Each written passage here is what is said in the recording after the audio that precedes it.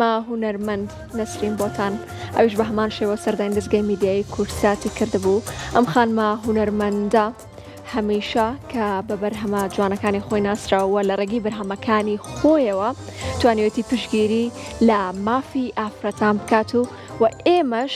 بێگومان لە ڕێگەی بەرهەمەکانیەوە بەشێکی هەیە کە هەر هەمومان گوێبیستی بووین کاتێ باس لە ژن ژیان ئازاتیەکات و باسی ئەو بەرهەماکات کە کەزیە سوورە و وەدڵنیام هەر هەمومان گوێبیستی ئەو بەرهەمە بووین و کە لە ڕێگەی ئەم بەرهەمەوە پشتگیری لە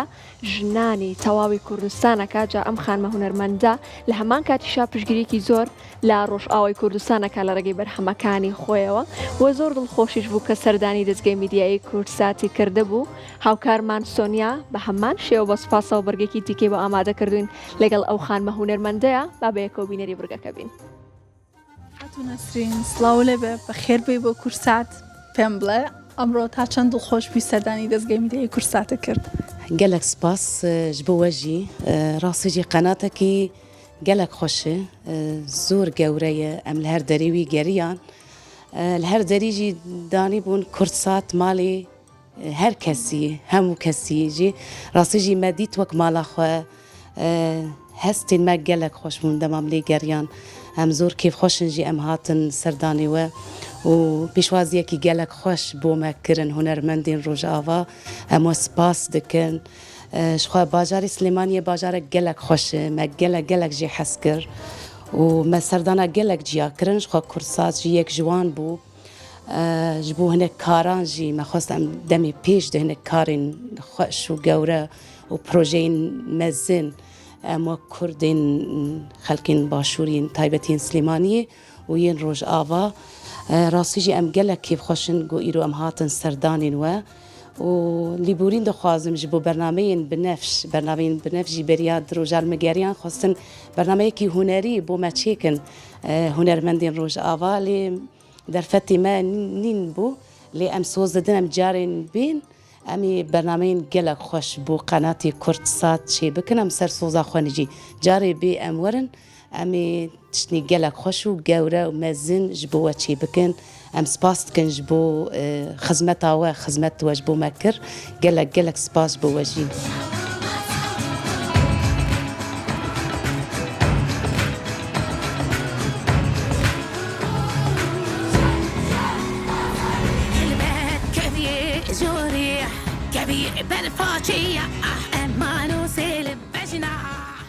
گەڵ بارانەکەی سلێمانی چۆن بووی؟ باران em her li virin her baran dibare li Slêmaniyê lê Slêmaniyê bajarekî gelek xweş e me gelek jê hez kir ji bo em biçin Newrozê Frankfurt lê em xwedî şens bûn rastî jî em li vê de kêman me çûn Newrozê Qendîl jî dît me Newrozê xwe li wir pîroz kir herwiha me kesên wek we xweş dîtin me serdanên wan kirin yanî çûna me yanî çûna me nebû jî lê em li vê dekê jî man me gelek karên xweş kirin me gelek hunermendên Slêmaniyê jî dîtin hunermendên pir hêjan bi rastî zor ciwan in. Wê xatû Nesrîn eger bîne ser berhema hunerêkantan bi taybet û berhemaneyê ka her katek ême gûbîstiye bîn xoşewîstî niştîman خۆشەویستی خاک ئەوەندەی تر و ئەوەندەی تر زیاد دەکات لە دڵی ئێمەدا بەسێکی و بەرهەمانەمان بۆ بکەیت هەمێ کەزیین سۆر ڕاستیژە ئەو بەرهەمەکی زۆر گەورە لە ڕۆژاوای کوردستانی هات چێکردن و gelek silavê min jî silavê xwe ji kursat hettanî xelkêmey Rojava kesên got vî berhemî dê kar kir bi taybet hunergeha Şehîd Welat û Hilala Zêrîn saziyên jin yên xweser ew berhemên wisa gewre çêkirin û ew berhem jî gelek nav û deng da gelek kesan lê jê hez kir gelek kesan lê guhdar kir ew mebesta me ermancî me ew bû got em berhem û dengê deng û reng û kultûr û hunera Rojava bidin pêş ew mebestê me ew bû û rastî jî ew berhem jî gelek zor em pêr westiyan û westandina wê jî ji bo me gelek xweş bû ji ber piştî ew berhem derket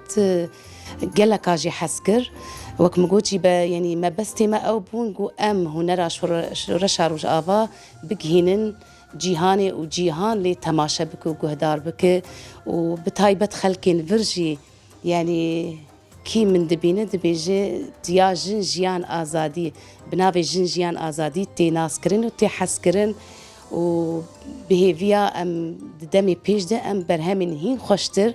و هین مزنتر هین گورتر بهفر چی بکن ام جی و هون جی ئەوەستا من ویستم بیکەمە پرسیارە بزانین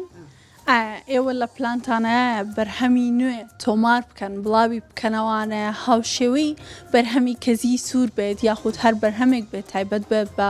بەهێزی و خۆراگری ژنان لە هەر چوار پارچەی کوردستان وەکو دەزانن ڕۆژاوای کوردستانی هەر ناو شەردەیە هەر ناو ئێریشا دەیە لێ پرۆژیمە گەلەکن پرۆژیمەش بۆ هەر چارپەرچەین کوردستانی ژنی هەر چارپەرچەیان هەنژی لێ ئەم د ئارامiyekî جیان bikin welatê me di aramiyek hev rojava helbet bêguman em ê berhemên gelek xweş çêkin û ew proje li gel me heyê jî got em bi jinên her çarperçeyên Kurdistanê û bêjin her kes bi cilê xwe bi zimanê xwe em berhemên gelek mezin çê bikin û ew proje heyê jî lê em bendîne em welatê me azad bibe aramîk di welatê me çê bibe em ê helbet vê projê jî li ser kar bikin. ئێستا هیچ پرۆژێکی نوێتان لە بەردەستە کارێکی لەسەر بکەن؟ پرۆژê me hene her projê me li darin her projê me ji bo xizmeta gelê Rojava û her çaraliyên Kurdistanê û ji bo cîhanê tevayî jî hûn bala xwe bidnêjî yani em li ser em ne tenê ji bo kesayetên xwe kar dikin em ji bo em dixwazin deng û reng û em qirikên Rojava û yên Kurda bigihînin cîhanê em bêjin kultura me ev e zimanê me ev e cil û bergên me ev e û em her di nav kar û xebaden û her berhemê me jî her em çê dikin her yanî di nav kar û xebadenê û demê pêş de jî wê berhemên gelek gelek xweş mezin çê bibin û li bendî bin. ئەمەوێ ئەم پرسیارە پرسیارێکی تایبەتیە لە تۆ یەکەم تۆ بە تایبەت گوێ لە دەنگی چ هونەرمەندێکە گریت ئالە باشوور بێ باکوور بێ ڕۆژهەڵات بێ ڕۆژاوا بێ گوێ لە کێ یەگری بە تایبەت ڕاستی jî هونەرمەندên ez gelek gelek ji wan hez dikim Ayaz Yusuf Tehsîn Taha herwiha li ceme Saîd Yusuf heye هونەرمەندên Rojava Mihemed Şêxo heye Ayşe Şan heye Meryem Xan heye ez li van hemiya jî guhdar dikim rastî jî ew jî wek kokekî ne ji bo me em her li wa guhdar dikin û em dengê xwe û hestê xwe ji wa digirin. دەستەکانە خۆش بە زۆر سپاسی تۆکەین و بەرکەویێ ژووریە کەویێ بەرفاچیە ئەمان و سێل بەژنا زەگرۆسگیە ئال بەهەرکەویێ ژووریە کەویێ بەرفاچیە ئابەهاگۆکێ لە بەژنا تۆڕۆسگیە گوها ئاوێتن گوها بەندەنی